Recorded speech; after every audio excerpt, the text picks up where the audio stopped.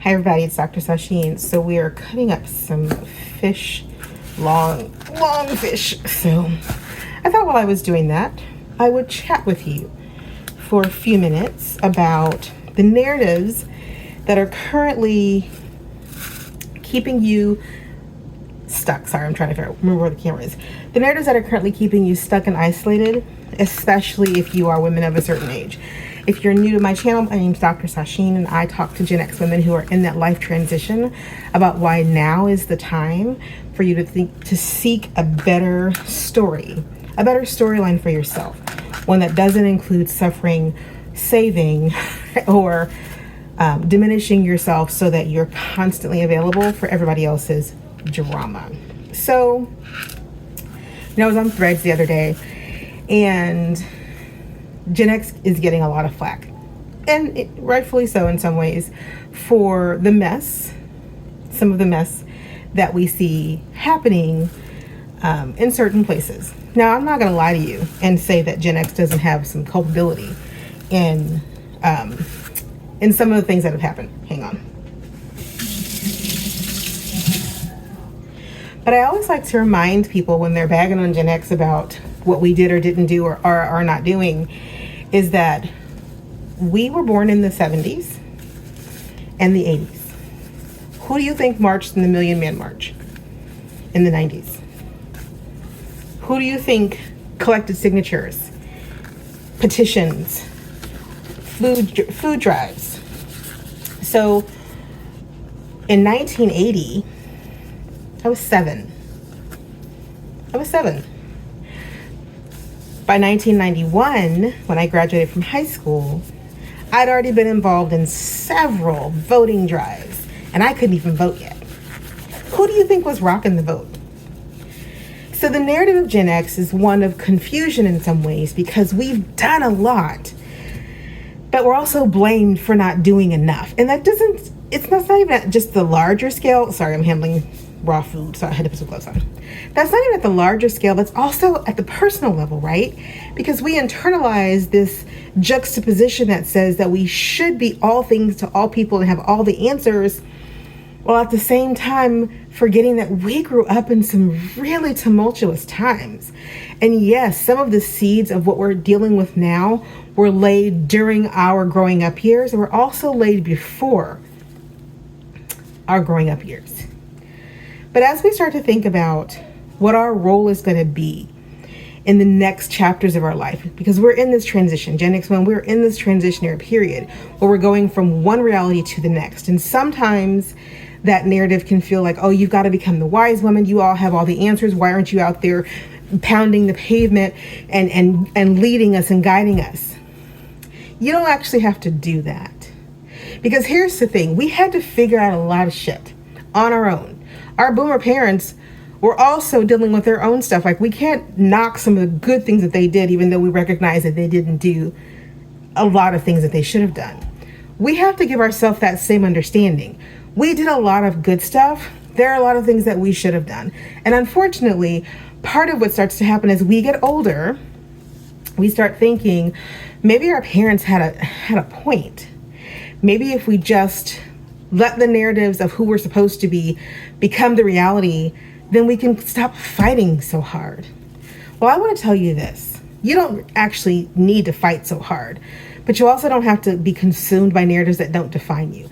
I refuse to be the wise woman to anybody else's child, because that's not my job. I will impart the wisdom that I have gleaned over my many years here on the planet, because I think sharing wisdom is what makes us stronger. It's what builds the lifeboat that lifts all the boats, right? But I am not taking ownership over the trauma and drama that I didn't cause to anybody, especially when there are so many other people who are dumping trauma and drama down on me. I'm not about to have to take ownership over anybody else's. I think we need to give ourselves a break, and I think we need to ask some more pointed questions.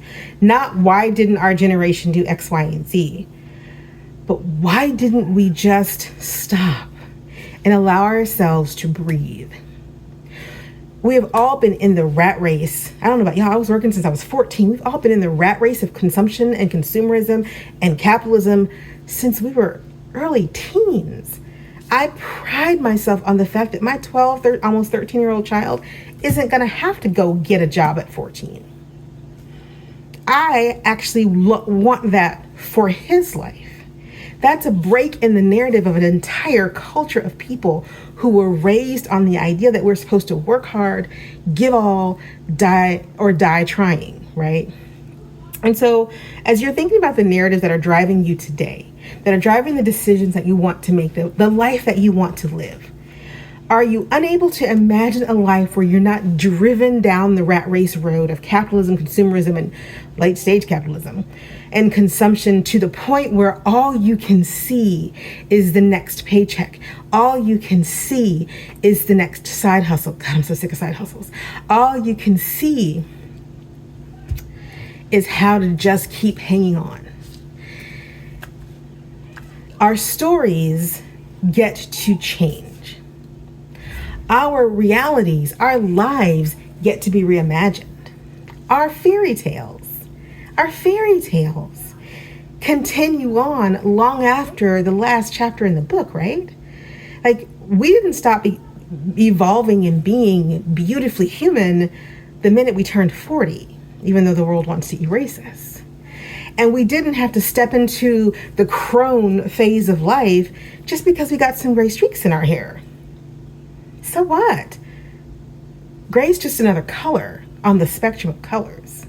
It doesn't require you to take on a persona, a reality, a movement that you don't want to take on. I'm advocating for your selfishness, ladies.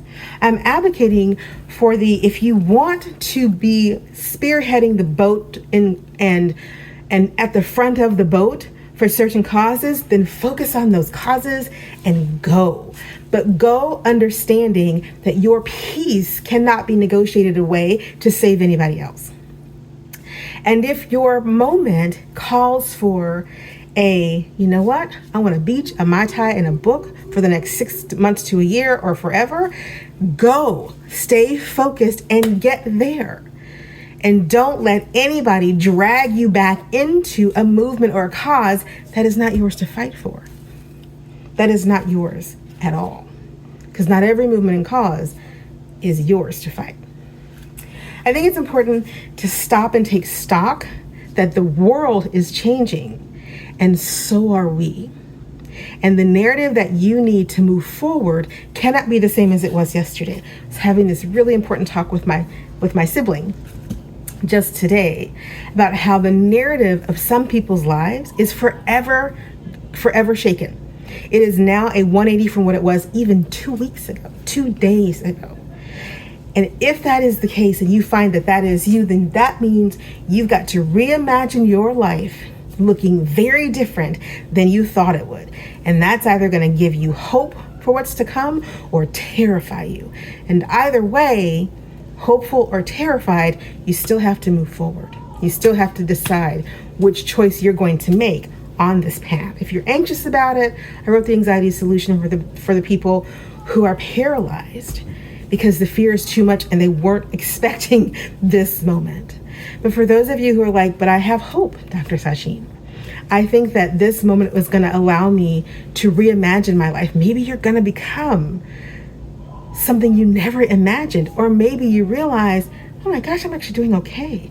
Either way, it's time to take stock and imagine what's coming next. Not be afraid of what's coming next, but imagine what's coming next and make a plan for what's coming next.